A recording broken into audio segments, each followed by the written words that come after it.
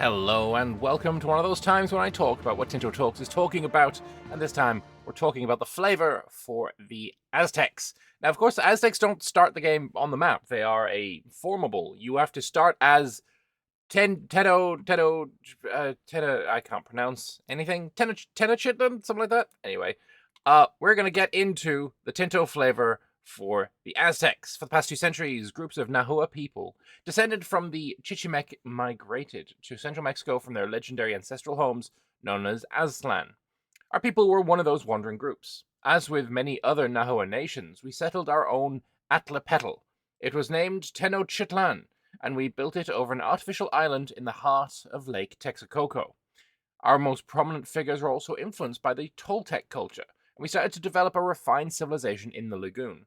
We'd also become to be recognized as the prime fighters by our neighbors, as our equally refined warring skills make Aztec armies a force to be feared.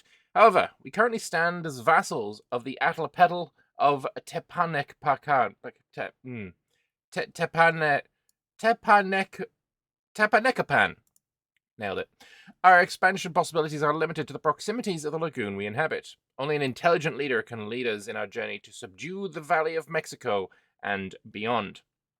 So, we have here the county of Tenochtitlan. I always struggle with this. And you might think, oh, county is such a, it's very European. It's very, doesn't really work very well. But have no fear on that. Other people here have also commented that that is bad, and it has been changed now to the Atlapetl of Tenochtitlan. So we're in the money there. We're getting what we want. That's good. But anyway, right now it looks like the extra cultures and kind of diversity in the region is not being accounted for. That's going to be something we'll have to wait for the Central Mexican or Central American Tinto Maps update review thing for. So I would take this with a grain of salt. I do not believe this will stay like this when the game actually releases. So yeah, don't worry about that. 16 dynamic historical events. It's on the low end, but at the same time, this is Tenochtitlan, not the Aztecs. Like they will form the Aztecs, and maybe they have more. But 16 for it's not terrible. It's not terrible by any means. But anyway, moving on. Before we start, you may notice we've reconfigured the county selection panel a bit, and now they have a new tab labeled Content. I did not notice that, but yes, it is right there. Where they're grouping unique features and content available for each country. So you can see your country bonuses, your culture bonuses, religion bonuses, your government type bonuses, and your country type bonuses, which I think is pretty cool. Also, we have now got the most zoomed in map that they've shared with us. And I'm going to do a little bit of comparison between what we're seeing here, which is, pretty nice, lovely little lake there. I know people are saying that Tenochtitlan was on the island in the middle of the lake, but at the same time, this is a game, and this is a very, very small area, so it's kind of difficult to make that happen. But either way, this is a very, very zoomed in image, and I think it looks pretty good, especially when compared to what I saw when I got early access, which was the island kind of looking like this. I think we can all see that there has been an upgrade. Just a small little upgrade. Yeah, this lake was floating because height maps with water is difficult. There's also completely flat versus looking decidedly not completely flat. So yeah, no, they've absolutely been doing work, and yeah, it's paying off because this looks absolutely fantastic. Also, just the entirety of Mexico here as well. Also, just looking good. The terrain showing beneath the colors of the countries. I like it. I keep saying this every time we're showing something, but you know what? I'll take it. Anyway, Nahua countries start with a unique government reform, the Atlapetl, that nudges towards expanding through subjects. Let's just see. Nudges towards. What would you think? What do you think that means? A nudge towards. Like you're encouraged to. It's a slight encouragement. It's a little more than that. Also, slave raiding, which is linked to the Nahua ritualism mechanic of sacrificing slaves, which we saw last Wednesday. We did indeed. So, we have only one reform out of one. So, the Atlapetal disallows you from having other, reforms, it looks like. Can only have one major reform at a time. You just get nothing else. Also, modifiers. Disallows taking land in peace treaties. Nudges. Disallows taking land. This isn't a nudge. This is the only way you're going to expand is via vassals and annexing those vassals. Which, I mean, is a cool mechanic. It's fun, for sure. An approximation of a city site, the Atlapetal is divided into smaller administrative districts called Kalpoli, led by a dynastic ruler. It exudes influence to surrounding domain and conducts diplomacy with nearby Atlapetals as a sovereign entity. Also, a couple of privileges available to countries that practice Nahua ritualism. We have the Warrior Tribunal, which gives minus 5% separatism. So, do you get separatism after you annex a vassal? Because as Da Vinci says here, do I understand correctly, the reform only allows you to expand through vassals, but the estate privilege lowers separatism. Won't that be useless for a considerable amount of time? Yeah, they're probably going to change separatism modifier to something subject related. It should be something like liberty desire. Separatism, yeah, that's only for when you conquer land. So yeah, this one will probably change. We also have ceremonial tax exemptions, making the minimum tax for the Burgh's estate minus 10%. Very nice. Also attached to Nahua ritualism is a unique building that unlocks 2 unique units, the infamous Jaguar and Eagle Warriors. So we have the Warrior Temple here, staffed by soldiers. This is slightly better than it was, making them brown instead of like this blocky white nonsense that just stood out too much. But I think they should still work on it. But anyway, what we have here, you can recruit regiments, you get some monthly manpower, you may build the Eagle and Jaguar Warriors. So, there are a bunch of comments saying, these guys are different, they're exactly the same, why would you build one and not the other? Well, because they are misreading. This guy takes takes less morale damage taken, this guy takes less strength damage taken. Also, big fan of the new UI update, where if something is different from the average, from the main, from the norm, for units of this era, they now have a little tick beside them. So Jaguar Warriors take less morale damage, they get a little tick. They also have higher initiative, so it gets a little tick. Less strength damage, little tick. More initiative, little tick. Big fan. Big fan of this update. Actually, just really, really helpful. So yeah, whether Jaguar or Eagle Warriors are going to be better, I think I'd still prefer the strength damage taken to the morale damage taken. So Eagle Warriors would be my preference, but well, maybe they will add even more things to them. Who knows? We also have a unique sumptuary law with 2 available policies. We get the warrior culture and tradition. So for warrior culture, we're going to get extra discipline at the cost of peasant estate satisfaction equilibrium. I'd take this every single day of the week. Every male in our society is expected to take up arms in times of war, and the success of our state is always dependent on our brave warriors. In order to further encourage the warrior culture of our people, the Quehuacuatl is now working on a set of laws restricting everything from how our subjects dress, what they may buy in markets, and what ornaments they can use, or what offices may be held in government. While these laws will protect the rights of our nobility, they are above all a way to reward valorous warriors. For the commoners, their skill in battle will be what determines how they dress and what they may own.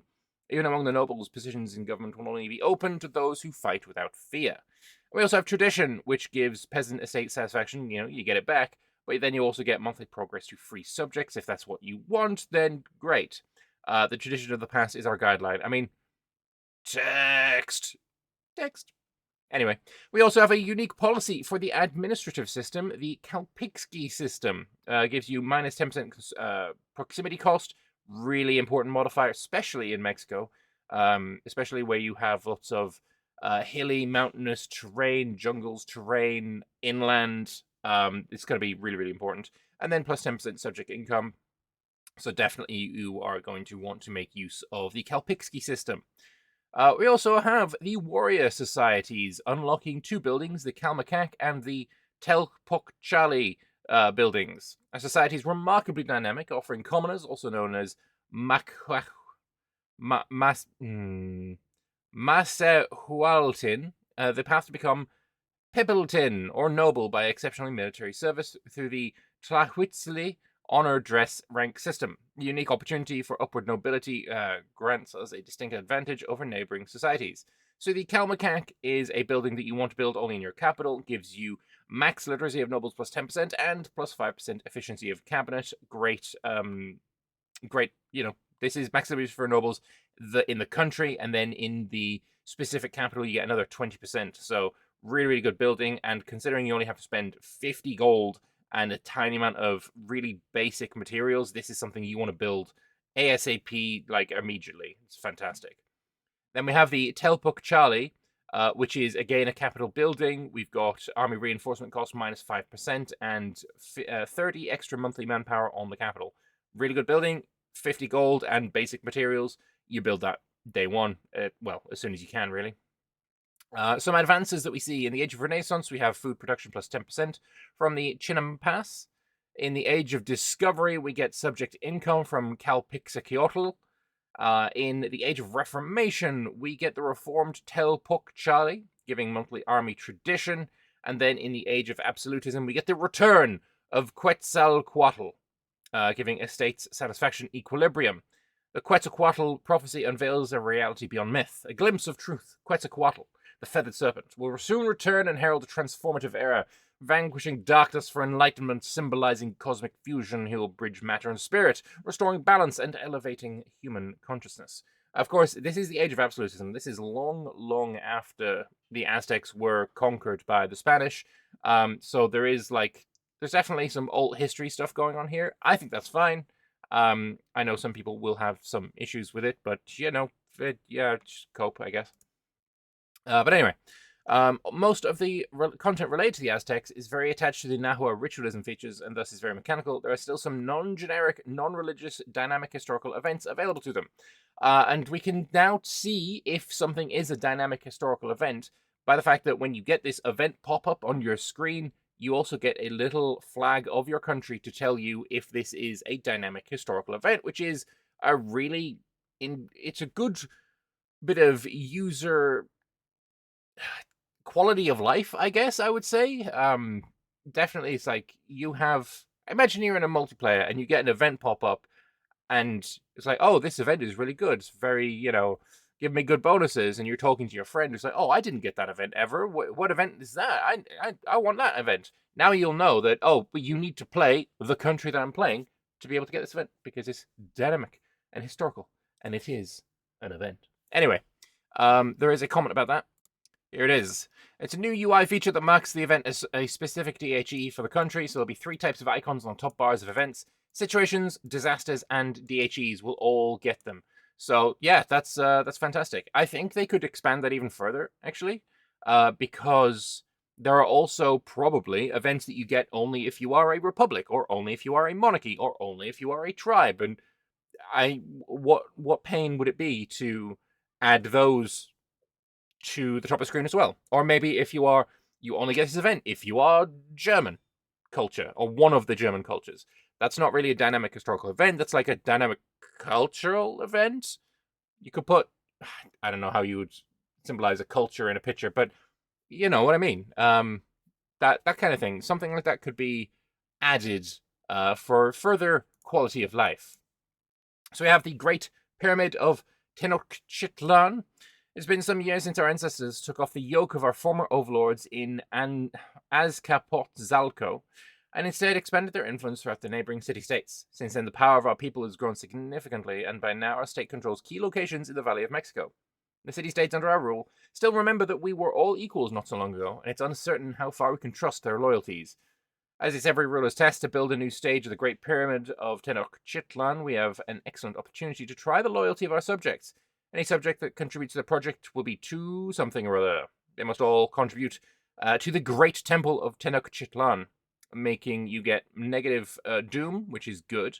Effects on the location, though, it gives the clergy more power. Gold to cultural tradition and pop conversion speed is good as well, though. Very nice.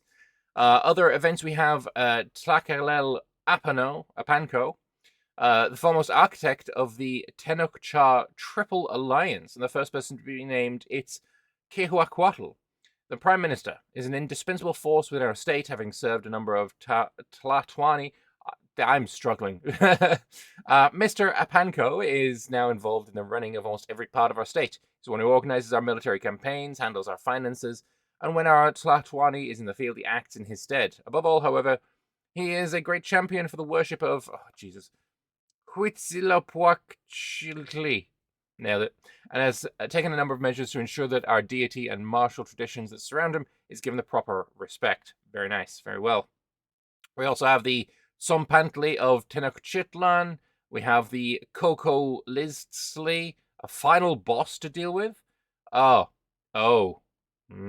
Strange new fever has begun to spread in our lands. It's far worse than any disease we've ever seen before, even after the arrival of the Europeans. The fever and bleeding that comes with it leads to death in just a few days, and the rapid spread among our people has led to widespread panic in our society. The superstitious among us have foretold of the displeasure and wrath of the gods. Indeed. So, but there is much more. Next week, there will be a Tinto map feedback on Monday. For Indonesia, on Wednesday, we'll have a look at the Inti and folk religions. And on Friday, a Tinto flavor about the Inca. Very nice. Looking forward to that. Not too many comments that I haven't already showed you, but we have a couple. So, well, the Aztecs expand similarly to how they did in history. I hope they're a big threat for the tags playing the area. It's a very challenging, difficult start, only to be recommended for the most experienced of players. Damn. Okay, fair enough. So we don't throw the noobs on Aztecs in multiplayer games anymore, because that's kind of what we did in EU4 multiplayers. Any flavor for other Mesoamerican countries? No, they have centered most of the Mesoamerican flavor around the different tonal religions for a reason, which is to make it possible for most of the countries to have some mechanics, features, and content to interact with.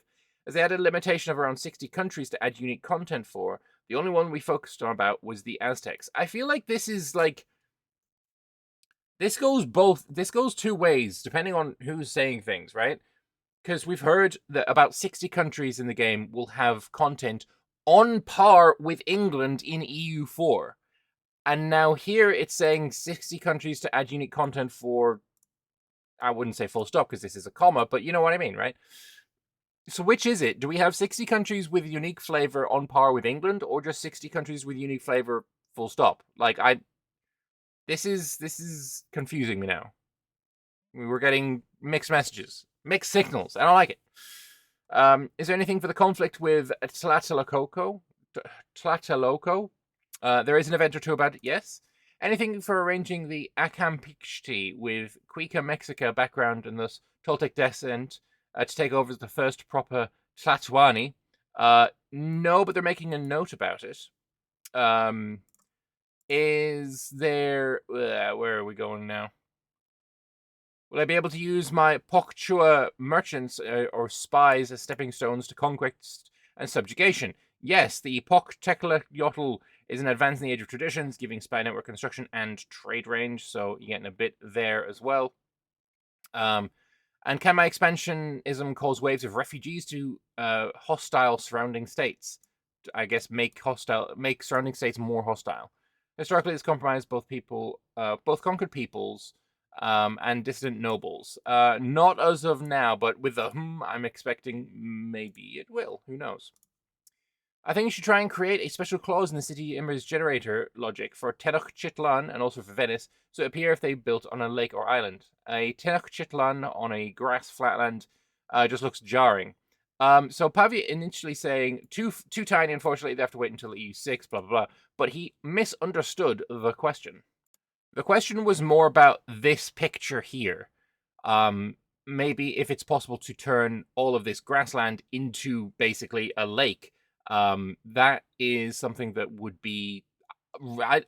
I don't know, obviously, but I feel like it might be relatively easy to do, and yeah, for the couple of states or a couple of locations that warrant it, might be really, really nice, for sure. And then finally, is it still valid that European colonists can start colonization on the shore provinces regardless of those settled countries in case they have more great power score? Yes, it is. Can the Americans somehow fight back and kill all the settlers? Yes, they can. But it'll be quite challenging. They have no chance because of the great pestilence.